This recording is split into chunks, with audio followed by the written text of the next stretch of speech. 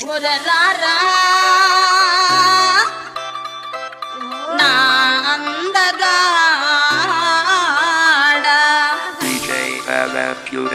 రాత్రిరంతా వస్తావని నేను పట్టు చీర కట్టుకుంటి మామా. అరే పెద్ద సమస్య వచ్చి పడిందే, ఏం చేద్దాం? నువ్వు రాకపోయేసరికి రారా నా అందగాడా అందాల చిన్న